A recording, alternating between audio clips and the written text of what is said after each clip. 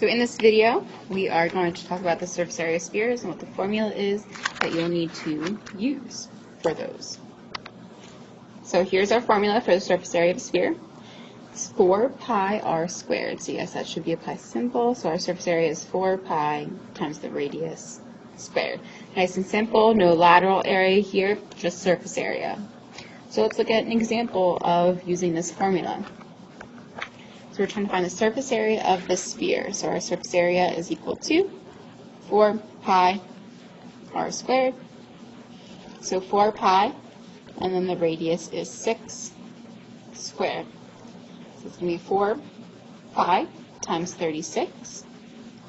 So our final answer is 144 pi meters squared. Nice and simple, and that's it. So now let's look at an example of working backwards using the surface area. So this says find the surface area of a sphere, known that the circumference is 14 pi. So our surface area formula is 4 pi r squared. So we need the radius if we're going to use that formula. We don't have it though. What we do know is that the circumference is 14 pi. So we're going to use that to find our radius. So the formula for circumference is 2 pi r, and that's equal to 14 pi. So now you're just going to solve for r. Divide by 2 pi. So in that case, those pi's cancel out, so your radius is equal to 7. So that's what we will plug in over here. So 4 pi times 7 squared is going to give you 4 pi times 49, which is 196 pi in centimeters squared as your final surface area. So the second example is similar, but in the second example, you're told that the circumference is just 12 centimeters. You don't have that pi. So when we are trying to solve for the radius, we're still going to divide by 2 pi. Divide by 2 pi. But what's really important here is if you're going to put this into your calculator, you have to put parentheses around the 2 pi. If you don't, then the calculator is not going to calculate it right because it doesn't know that you want all of that in the denominator.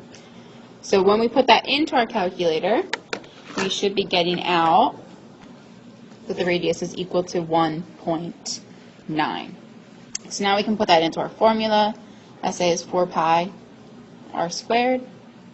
So 4 pi times 1.9 squared. We can round this answer to the nearest tenth, and we should get 45.4 centimeters squared.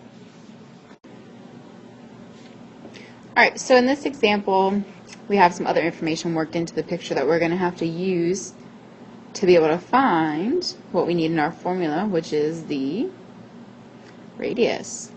So let's look at this triangle that's inside of our sphere. What we know in this triangle is that this side was 8, and then that we had a right angle right there. If we're looking for the radius, then if we find that side of the triangle, that's going to be our diameter, and we can split that in half to get the radius. To do that, we need an angle.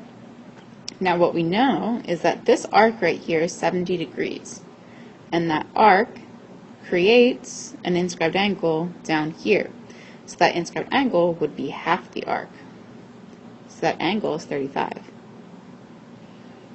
So now we can use this information and use trig to find the other side. So over here would be our opposite side. This is our hypotenuse, and then this one is our adjacent.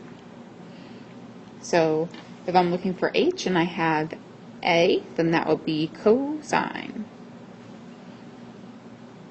So the cosine of 35 degrees is equal to, the adjacent is 8, and the hypotenuse is x. So x is going to equal 8 divided by the cosine of 35. And that should give us back out about 9.8. So now we can use that. That is our diameter.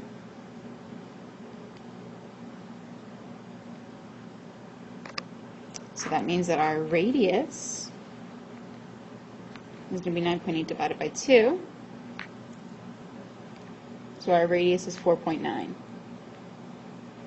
So this is what we need in our formula. So we can get the surface area now by saying 4 pi times 4.9 squared. Just make sure that if we found the diameter, you have to split it in half to get the radius for this formula. Don't do all that hard work of finding that side and then not split it in half. So when we evaluate that to the nearest tenth in our calculator, we should get back out 301.7, and that is just in units squared.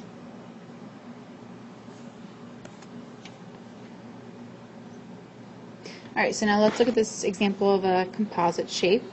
On the top we have part of a sphere. On the bottom we have a cylinder. And we're looking for the surface area. So remember, we have to keep in mind of what's exposed to the outside and what's not exposed to the outside. So if we're talking about the sphere, all of this part of the sphere, this circular base that's at the top, that's not on the outside because you have, sorry, that's the cylinder, because you have that whole sphere on top covering it. So let's work with the sphere first. Our formula is 4 pi r squared. So 4 pi, and the radius is 6 squared. So I'm going to keep my answer in terms of pi. 6 squared is 36, and then 36 times by 4.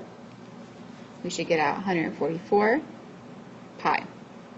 So that's for the sphere. If it was a whole sphere, but it's a half sphere or a hemisphere. So we have to take that value and divide by 2. So our final sphere number that we're using is going to be 72 pi. That's for the sphere. Now we have to look at the cylinder.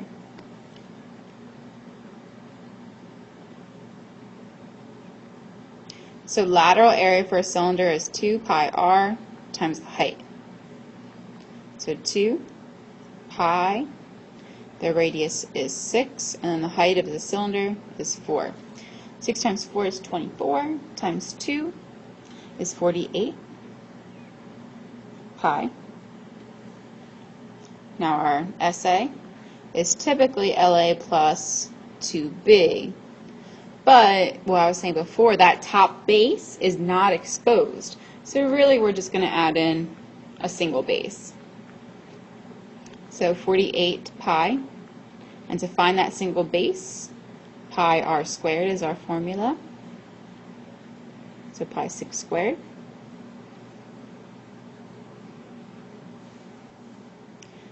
So 6 squared is 36 pi.